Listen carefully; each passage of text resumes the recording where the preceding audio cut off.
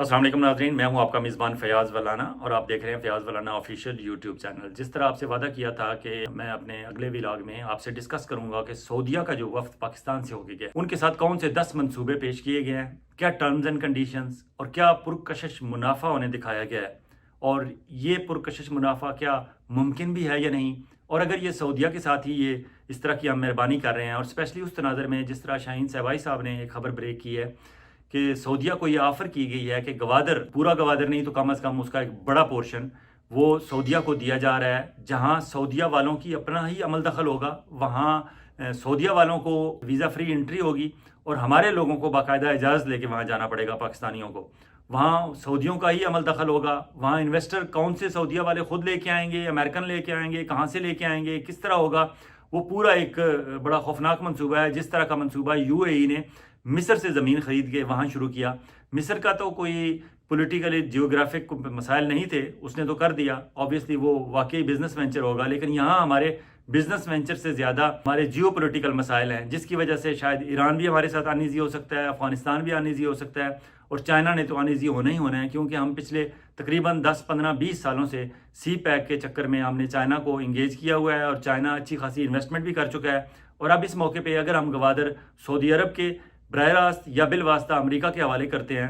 तो ये बहुत बड़ा एक मसला होगा हमारे लिए। उस पर मैंने और शाहीन सहबाई साहब ने तफसील से बात की है। अगर हमारी प्ले लिस्ट में आप जाके उसे देख लें तो आपको काफ़ी मालूमात मिलेंगी। अब बात करते हैं कि सऊदीया का जो डेलीगेशन आया था उन्हें कौन से 10 प्रोजेक्ट उनके सामने रखे गए हैं, और उन्हें कहा गया है कि ये प्रोजेक्ट्स हमारे जो हैं इसमें आप अपना सरमाया जो मुनाफा होगा वो भी वापस लेके जा सकेंगे, और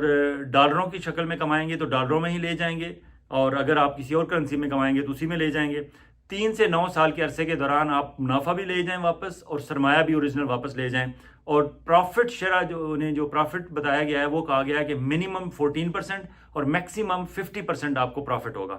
पहला मंसूबा जो उन्हें बताया गया है जी कि green field mine development project Khuzdar में लगाया जाए, जिसमें रिकोडेक और थरकोल के बाद ये तीसरा बड़ा माइनिंग प्रोजेक्ट होगा पाकिस्तान का। इसकी 154 मिलियन डॉलर की इन्वेस्टमेंट होगी इसमें, और यहाँ प्रॉफिट शो किया गया है कि 50% से ज़्यादा आपको प्रॉफिट मिलेगा। ये बहुत अट्रैक्टिव प्रोजेक्ट उन्हें सुजेस्ट किया गया है। अब देखते हैं कि इस पे बात आगे कैसे बढ़ती है, क्योंकि अभी 27, 28 और 29 को शहबाज शरीफ साहब सऊदी अरब जा रहे हैं। वहाँ शायद कुछ MOUs साइन हो जाएंगे और कुछ MOUs बाद अज़ां साइन होंगे जब क्राउन प्रिंस सलमान बिन मोहम्मद पाकिस्तान के दौरे पर आएंगे। दूसरा प्रोजेक्ट जो उन्हें सुजेस्ट किया गया है वो 30,000 मवेशियों पर मुश्तमिल कैटल फार्म पंजाब में बनाने का है। ये 6,000 टन गोश्त की पैदावार होगी सालाना इसकी। इस प्रोजेक्ट से 25 मिलियन डॉलर की इन्वेस्टमेंट है ये, और मुनाफा बताया गया है 34% इसमें। तीसरा प्रोजेक्ट एग्रो फार्मिंग के लिए 50,000 एकड़ ज़मीन लीज पर सऊदीया को ऑफर की गई है कि आप 50,000 एकड़ ज़मीन ले लें। ये ज़मीन है खानेवाल में एक जगह है पीरोवाल, वहाँ से लेके ऑल द वे थर तक, सिंध तक, जितनी ये ज़मीन में दरमियान में ज़मीन है ये सारी ज़मीन उन्हें ऑफ़र की जा रही है। 50,000 एकड़ तक ऑफ़र की गई है। प्रॉफिट बताया गया है 22%, लेकिन वहाँ मसला है पानी का इंतज़ाम जब तक नहीं होगा इस मंसूबे पर काम शुरू नहीं हो सकता। पानी का काम शुरू तो कर दिया गया है जब मोहसिन नकवी चीफ मिनिस्टर पंजाब थे, इन्होंने हंगामी बुनियादों पर उस एरिया में डिमार्केशन शुरू की थी और वहाँ कैनाल्स निकाली जा रही हैं। लेकिन आपको याद होगा कि जब चेयरमैन इरसा चेंज किए गए थे ज़फ़र महमूद, तो वो बेसिकली सिंध का एतराज़ था, क्योंकि सिंध वाले समझते थे कि अगर इस तरह नई कैनाल्स रास्ते में निकाली जाएंगी, चाहे वो किसी भी प्रोजेक्ट के लिए होंगी, तो ऑब्वियसली सिंध तक पानी कम पहुंचेगा और हमारा हिस्सा मारा जाएगा। तो अब वो मामला दरमियान में अटका हुआ है। इसी वजह से सऊदीया को ये कहा गया है कि जब तक पानी का इंतज़ाम नहीं होगा हम इस प्रोजेक्ट को ज़्यादा पुश नहीं कर रहे। और वो पानी का मसला आपको पता है, जरदारी साहब लीड कर रहे हैं सिंध को, और जरदारी साहब ने ही चेयरमैन इरसा ज़फ़र महमूद को चेंज करवाया था, और अभी तक वो हमारी मिलिट्री इस्टेब्लिशमेंट के और सिंध गवर्नमेंट के मामला तय नहीं हुए। आगे चलते हैं जी। चौथा मंसूबा बताया गया था सेमी कंडक्टर्स और चिप साजी का मंसूबा है। ये कहा गया है जी कि 27 मिलियन डॉलर का मंसूबा है, और इसमें अगर सऊदीया इन्वेस्ट करता है तो उससे 17% तक प्रॉफिट होगा। पांचवा मंसूबा बनाया गया है जी कि रेकोडेक मंसूबे के 25% शेयर। आपको याद होगा कि जो रेकोडेक का फाइनल हुआ था उसमें 51% शेयर पाकिस्तान गवर्नमेंट के पास रहे थे और 49% रेकोडेक कंसोर्शियम को दिए गए, और 51 जो पाकिस्तान के थे उसमें से मेजॉरिटी बलूचिस्तान गवर्नमेंट के थे, और शायद 26 बलूचिस्तान के और 25% फेडरल के। अब ये फेडरल और बलूचिस्तान अपने अपने हिस्से में से आधे आधे سعودی عرب کو دینے کے لیے تیار ہے، اور وہ کہتے ہیں 25% شیئر آپ لے لیں تو یہ ریکوڈیک کے بھی آپ مالک بن جائیں اپنے شیئر کے حساب سے۔ اب دیکھتے ہیں اس پہ حکومت سعودیہ کیا رسپانس کرتی ہے۔ چھٹا منصوبہ انہیں بتایا گیا ہے کہ ریکوڈیک سے گوادر تک کی ریلوے لائن کا منصوبہ ہے، اور اس میں $2 ارب کی انویسٹمنٹ ہے۔ یہ مجموعی طور پر ٹوٹل جب ریلوے لائن بچ جائے گی ریکوڈیک سے لے کر گوادر تک، اور پھر اس میں بتایا گیا ہے کہ پروفٹ جو ہوگا آپ کو اس منصوبے سے وہ 20% ہوگا۔ پھر 7واں منصوبہ بتایا گیا جی چنیوٹ میں لوہے کی کانکنی کا اور سٹیل ملز کمپلیکس تعمیر کرنے کا ایک پروجیکٹ ہے کہ چنیوٹ میں ہمارے پاس زیر زمین اتنا لوہا ہے وہ نکالیں اور پھر وہاں سٹیل ملز کمپلیکس ایک بہت بڑا بنائیں۔ پہلے ہم سٹیل ملز کراچی کو رو رہے ہیں، پتہ نہیں اس کا کیا ہوگا، لیکن یہ ایک نئی سٹیل ملز بنوانا چاہتے ہیں۔ اگر یہ $1.5 ارب کی جو سجیسٹ کی گئی ہے سرمایہ کاری اگر سعودی عرب کرتا ہے تو یقیناً یہ بھی ایک اچھی ہوگی، لیکن انہوں نے کہا گیا ہے جی کہ آپ اصل زر سمیت اپنا پروفٹ جو ہے وہ 9 سال میں سارا بے شک واپس لے جائیں، ہمیں کوئی اعتراض نہیں ہے، کس شکل میں لے جائیں اس پہ بھی کوئی اعتراض نہیں۔ 8واں منصوبہ انہیں سجیسٹ کیا گیا ہے کہ کوٹ ادو میں 600 میگا واٹ کا آپ سولر پارک قائم کریں جس سے بجلی 600 میگا واٹ بجلی پیدا ہو۔ حالانکہ ہمارے پاس اس وقت سرپلس بجلی موجود ہے، اصل مسئلہ تو ہمارا ٹرانسمیشن لائن کا ہے اور مہنگی بجلی کا ہے، لیکن اینی ہاؤ یہ پروجیکٹ جو ہے اس پہ $300 ملین کی انویسٹمنٹ ہوگی اور 14% پروفٹ انہیں سجیسٹ کیا گیا ہے کہ اس میں 14% مل جائے گا آپ کو پروفٹ۔ 9واں منصوبہ بتایا گیا ہے جی کہ 1320 میگا واٹ کے تھر کول پاور منصوبے کا قیام کا منصوبہ بتایا گیا ہے کہ 1320 میگا واٹ کا اگر آپ تھر کول پاور منصوبہ اس میں انویسٹمنٹ کرنا چاہتے ہیں تو اس میں بھی آ جائیں۔ اب یہ ہمارے رپورٹرز جو ہیں ان ایریاز کے وہ بتائیں گے کہ یہ ان منصوبوں میں سے کون کون سے منصوبے ہم نے پہلے چائنا کو سی پیک کے چکر میں دکھائے ہیں، اور ہم نے چائنیز کمپنی سے بات انہی منصوبوں کے جو بیسک ہم فیزیبلٹی دکھاتے ہیں ہر کسی کو، ان میں سے بات کہاں تک پہنچی اور کہاں جا کے بات رکی، اور کیا ہمارے وہی فیزیبلٹیز اگر ہم سعودیہ والوں کے سامنے رکھتے ہیں تو اب ان میں سے کون کون سی سعودیہ والے اٹھاتے ہیں اور کون کون سی سعودیہ والے نہیں اٹھاتے۔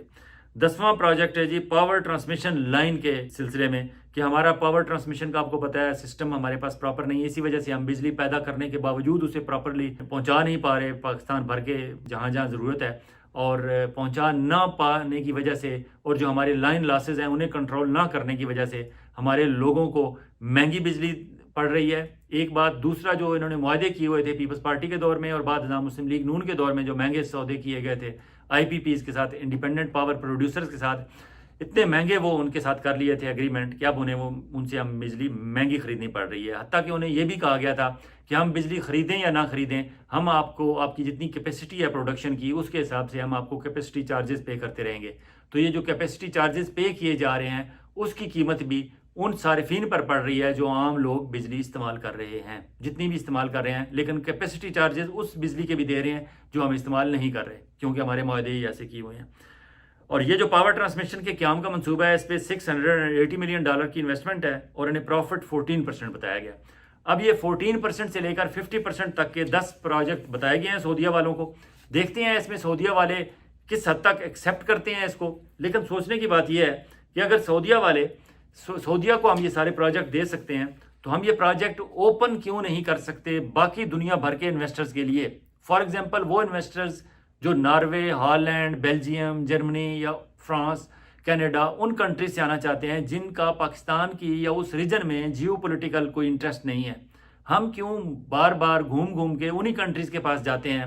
جنہیں پاکستان میں ان کی جیو پولیٹیکل انٹرسٹ ہے؟ اس وجہ سے پھر آبویسلی آج ایران کے پریزیڈنٹ آ رہے ہیں تو انہوں نے آتے ہی ان سے جب انہیں پتہ چلنا ہے کہ ہم سعودی عرب کے ساتھ اس طرح کا منصوبہ کر رہے ہیں تو وہ پوچھیں گے ہاں بھائی ہمیں بتائیں آپ سعودیہ کے ساتھ کہاں تک جا رہے ہیں، اور پھر اس میں ایک ایک بات کا ان کو نظر بھی رکھیں گے اور ان کی اپنی انٹیلیجنس بھی ہوگی، ان کے معاملات ہوں گے۔ اب اگر ہم سعودیہ کے ساتھ اتنا بڑا آؤٹ آف دی وے جا کے ان کے ساتھ معاہدے کر رہے ہیں، چاہے وہ گورنمنٹ ٹو گورنمنٹ معاہدے ہوں یا پبلک پرائیویٹ پارٹنرشپ کے تحت ہوں، آبویسلی کوشچن تو ریز ہوں گے، کیونکہ سعودیہ کے بارے میں ایک تاثر یہ ہے کہ سعودیہ بظاہر تو سعودیہ ہوتا ہے لیکن اس کے پیچھے کچھ بعید نہیں کہ امریکہ بھی ہو، اور جب امریکہ گوادر میں پہنچنے کے دعوے کرے گا اور امریکن ایمبیسڈر گوادر میں جا کے اپنی سیلفی بنائے گا اور ویڈیو بنائے گا اور وکٹری کے نشان بنائے گا اور اسے سوشل میڈیا پہ لگائے گا تو آبویسلی چائنا والوں کے جو ہیں ان کے فلیگز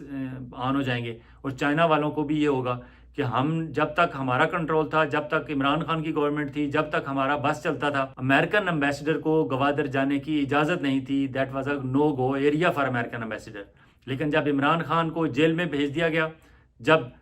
PDM 1 کی گورنمنٹ آ گئی اور بعد ازاں کیئر ٹیکر گورنمنٹ اور اب PDM 2 کی گورنمنٹ، اب امریکن امبیسڈر بالکل سرے عام دندناتا پھر رہا ہے گوادر میں، اور وہ گوادر جانے کے بعد وہاں سے سیلفیز بناتا ہے، وکٹری کے نشان بناتا ہے، اپنی ویڈیو ریکارڈ کرتا ہے اور اسے سوشل میڈیا پہ لگا دیتا ہے۔ شاید یہ میسج کنوے کر رہے ہیں چائنا کو امریکہ والے کہ دیکھ لیں آپ نے ہماری انٹری بین کی تھی گوادر پہ، ہم گوادر پہنچ گئے ہیں، اور اب اگر وہ سعودیہ کے ذریعے دوبارہ وہاں آتے ہیں تو آبویسلی چائنا کے ساتھ ہمارے اتنے تعلقات ہیں، خارجی تعلقات ہیں، اس کے علاوہ ان کے کاروباری اقتصادی ہمارے انٹرسٹ ہیں، اور پھر مشکل وقت میں چائنا آگے بڑھ کے ہمارے پاس اربوں ڈالر، جب بھی ہمارے پیسے شارٹ ہوئے ہیں ہماری کٹی میں تو چائنا نے رکھ بھی دیے ہیں پیسے، اور اگر ہم نے ری اسکیجولنگ کی بات کی ہے تو اس نے ری شیڈول بھی کر دیے ہیں۔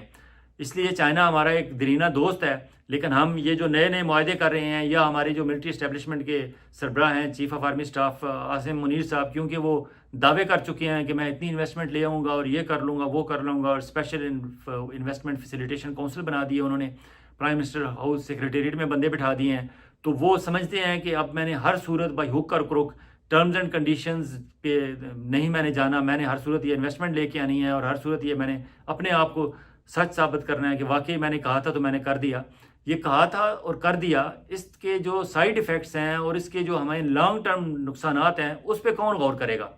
چائنا کے ساتھ جو ہمارا ایک اتنے عرصے سے زرداری صاحب بھی دعویٰ کرتے ہیں جی کہ سی پیک میرے ذہن کی اختراع ہے اور میں نے بات چیت شروع کی تھی، تھینک یو ویری مچ آپ نے شروع کی تھی۔ بعد میں عمران خان کہتے ہیں جی کہ میں نے اس پہ کام کیا، تھینک یو عمران خان آپ نے کام کیا تھا۔ نواز شریف اور شہباز شریف صاحب بھی کہتے ہیں جی کہ ہم نے چائنا پہ بہت کام کیا، آپ کا بھی بہت شکریہ۔ لیکن آپ ساروں میں اگر تھوڑی بہت بھی کوئی ہمت جرت ہے تو پلیز اپنی اپنی پولیٹیکل پارٹیز کی طرف سے chief of army staff Asim Munir صاحب سے پوچھ لیں کہ حضور سعودیہ کے طرف تو آپ دوستی کا ہاتھ بڑھا رہے ہیں، چائنا کا کیا ہوگا، اور چائنا کے ساتھ ساتھ ایران کے ہم کس طرح مطمئن کریں گے؟ ٹھیک ہے انویسٹمنٹ آنی چاہیے، لیکن یہ اگر ہمارے منصوبے، یہ جو ابھی 10 ہم نے منصوبے بتائے ہیں، اگر انہی ٹرمز اینڈ کنڈیشنز پہ آپ انہیں اوپن کر دیں پوری دنیا کے انویسٹرز کے لیے، اور پوری دنیا کی گورنمنٹ ٹو گورنمنٹ اگر آپ نے کرنے ہیں تو دنیا بھر سے شاید لوگ آ کے یہاں انویسٹمنٹ کرنا چاہیں گے۔ اگر ہم پروفٹ جس طرح انہیں 14 to 50% پروفٹ بتا رہے ہیں تو کون سا کاروباری ملک نہیں ہوگا، کاروباری ادارہ نہیں ہوگا، یا کاروباری شخص نہیں ہوگا، یا کاروباری کمپنی نہیں ہوگی کہ وہ 50% اسے پروفٹ برا لگے گا۔ لیکن ہم کیوں صرف ایک جگہ پہ ہی رک گئے ہیں، ہم انہیں اوپن کیوں نہیں کرتے؟ یہی ہمارا مسئلہ ہے۔ اجازت چاہوں گا، بہت جلد ایک اور ولاگ کے ساتھ آپ کی خدمت میں حاضر ہوں گے۔ اس وقت تک آپ اپنا اور اپنے قرب و جوار کے لوگوں کا اسی طرح خیال رکھیے گا جس طرح آپ چاہتے ہیں کہ آپ کا خیال رکھا جائے، اور پلیز اس چینل کو سبسکرائب کریں، شیئر کریں، اور کامنٹ سیکشن میں آگاہ کرتے رہیں کہ اور کون کون سے ٹاپکس ہیں جن پہ ہمیں بات کرنی چاہیے۔ اللہ حافظ۔